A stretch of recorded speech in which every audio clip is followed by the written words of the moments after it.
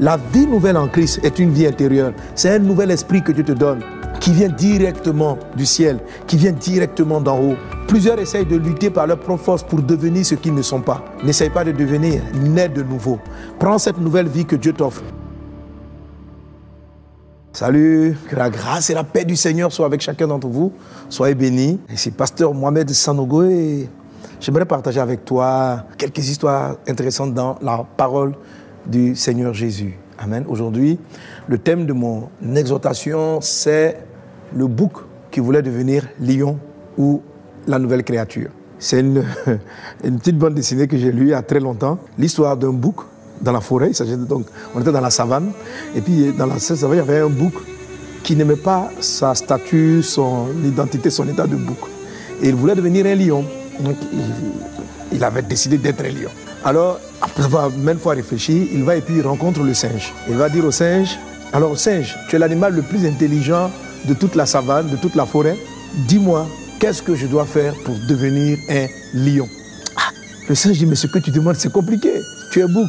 Il dit, mais singe, n'es-tu pas l'animal le plus intelligent? Que dois-je faire pour être un lion? Alors le singe gratte la tête et puis le singe lui dit, bon, ok.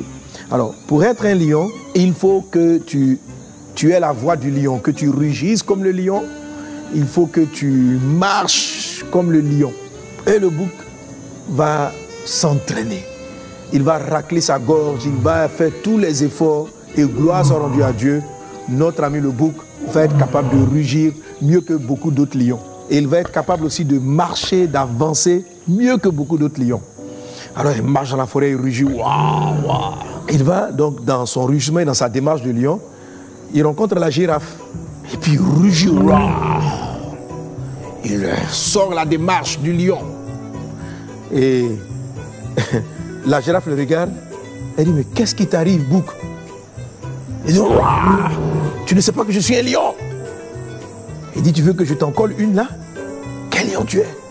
Et le bouc était déçu. Il dit, mais tu m'as reconnu. Mais la girafe dit, mais tu parles de quoi? Tu es le bouc. Il dit, tu m'as reconnu, tu ne veux pas que je suis un lion? Alors, la girafe l'envoie paître.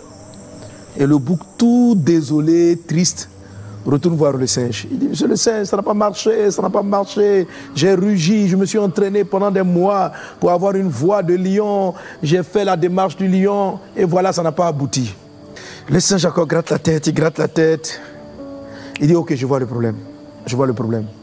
Ce qu'on va faire, c'est que il faut que tu manges de la viande, comme les lions, que tu sois carnivore.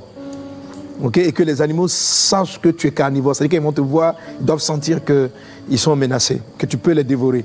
Le bouc dit quoi? Donc je dois changer mon alimentation. Il dit exactement, il faut que tu t'entraînes. Tu es vraiment décidé? Le bouc dit, je suis décidé. Tu es décidé? Il dit, je suis décidé. Et notre bouc va aller s'entraîner. Il va même aiguiser un peu ses dents pour qu'elles soient un peu pointues. Et il va commencer à se balader avec un os dans la gueule. Il va voir encore le singe. Il dit, ça va, j'ai la démarche, j'ai la voix du lion, je marche comme le lion, j'ai un os à la gueule pour montrer aux gens que je ne suis plus un herbivore, mais que maintenant, je suis un lion. Le singe encore réfléchit, il dit, non, il manque quelque chose. Il faut qu'on quand même on signale à la forêt que tu n'es plus le bouc, que tu es un lion. Donc ils ont pris une grande pancarte et ils ont écrit là-dessus, lion, lion. On lui a accroché au cou comme un collier. Et donc, avec son rugissement, l'os dans la gueule, la démarche du lion, il était presque convaincu. Alors il va encore voir le singe. Il dit, c'est sûr, c'est terminé, là c'est vraiment sûr que je suis un lion. Le singe encore réfléchit, il dit, je crois qu'il manque un autre détail. Il dit quoi? Il dit, les lions vivent ensemble. Les lions vivent ensemble. Pour être vraiment un lion, il faut que tu vives au milieu d'une troupe de lions. Tu vois? Parce que les lions, ils ne sont pas seuls dans la forêt, dans la savane, ils sont avec les lions. Il dit, ah bon?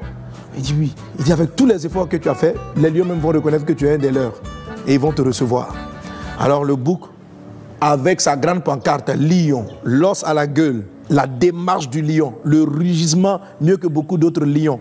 Et maintenant, le voilà dans la forêt, aller à la recherche d'une troupe de lions. Et il arrive là sur le haut d'une colline. Et il regarde dans la vallée. Il voit des lions, mâles et femelles, les petits lions, là, lionceaux dans la vallée. Alors du haut de la colline, notre bouc commence à rugir. Et puis il descend majestueusement avec la démarche du lion. Il descend majestueusement dans la vallée pour aller à la rencontre de ses congénères, lions. Les lions étaient là, ils entendaient un rugissement. Waouh! Ils regardent la colline, ils voient un bouc qui arrive. Il dit, qu'est-ce qui se passe? C'est un lion qui s'est déguisé en bouc.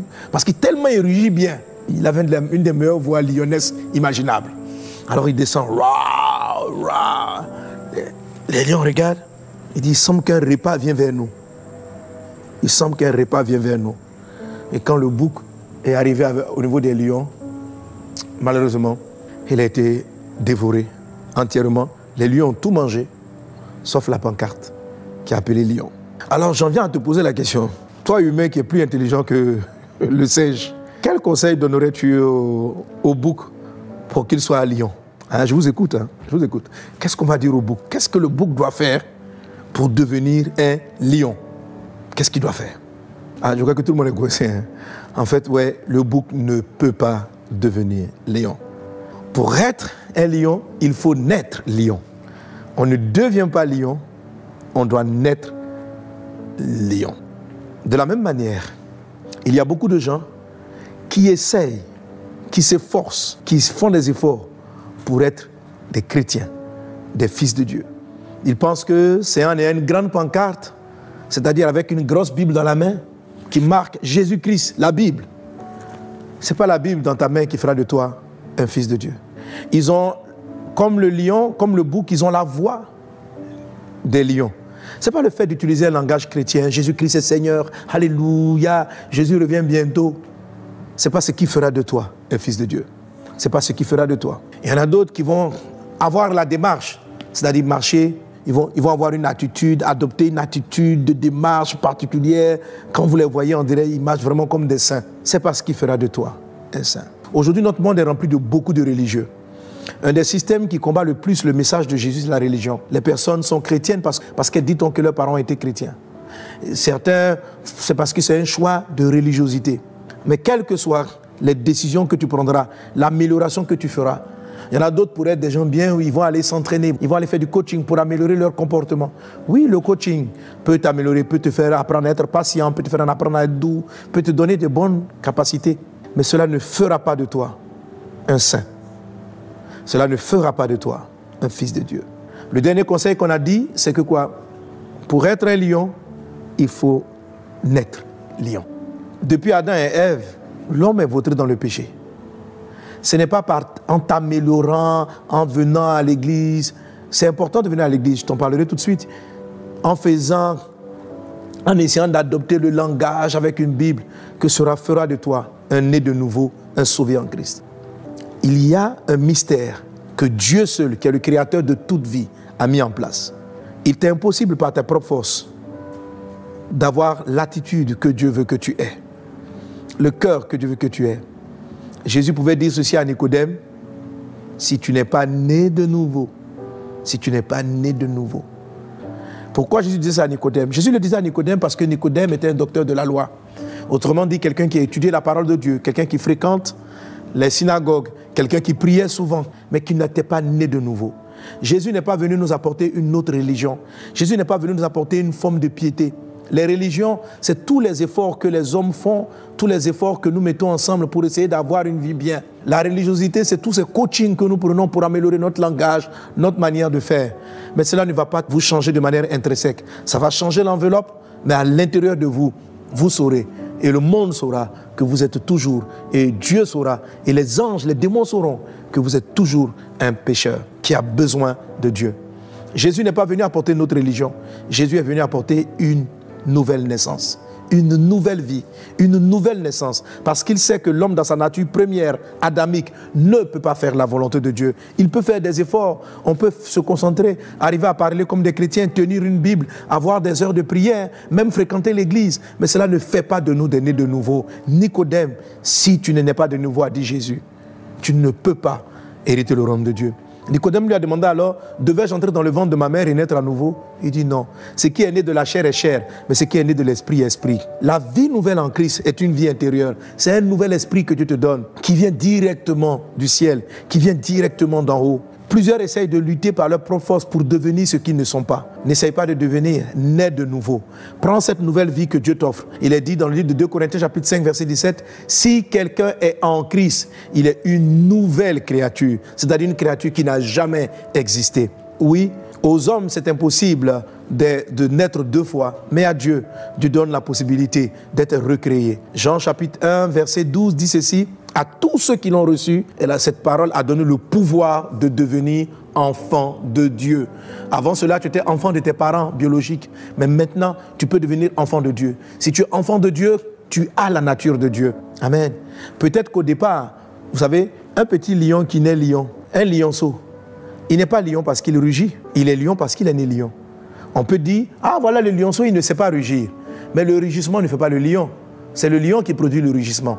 Un petit lion peut marcher même comme une brebis, mais cela n'en demeure pas moins qu'il est un lion. Ce n'est pas les attitudes qui font qu'on est, c'est parce qu'on est qu'on a des attitudes conséquentes. Les hommes veulent changer l'apparence des choses, pensant que c'est l'apparence qui changera l'intérieur. Non, c'est parce que tu es né de nouveau que la vie va changer. Pourquoi le petit lion qui ne sait pas rugir finira par rugir?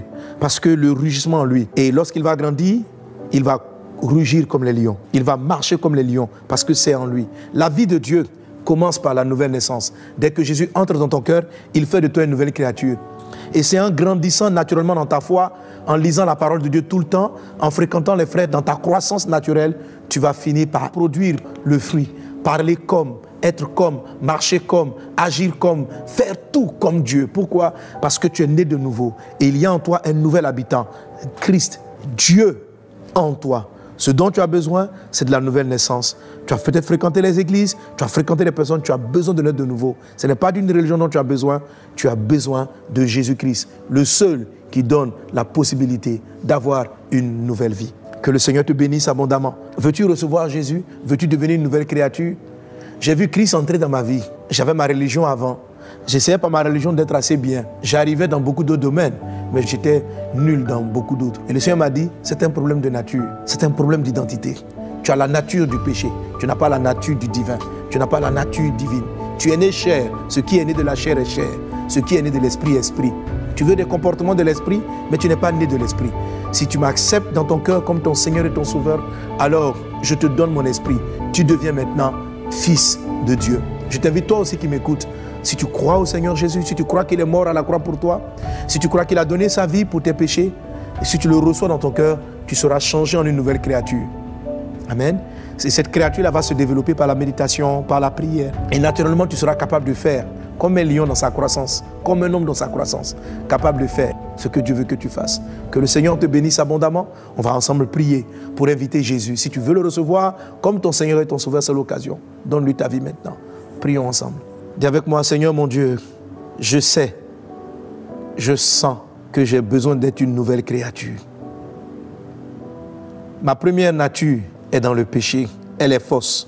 J'ai essayé, par mes propres efforts, à devenir bien. Mais la nature du mal finit toujours par me vaincre. Et aujourd'hui, j'ai entendu ta parole. Et je crois que tu es mort pour que moi, je sois fils. Tu as crucifié la chair à la croix et tu me donnes la possibilité de naître de nouveau. Jésus, je te reçois dans mon cœur comme mon Seigneur et mon Sauveur. Merci Jésus. Je crois en toi Seigneur. Efface mes péchés et en Christ, je suis une nouvelle créature. Amen. Amen. Que Dieu te bénisse.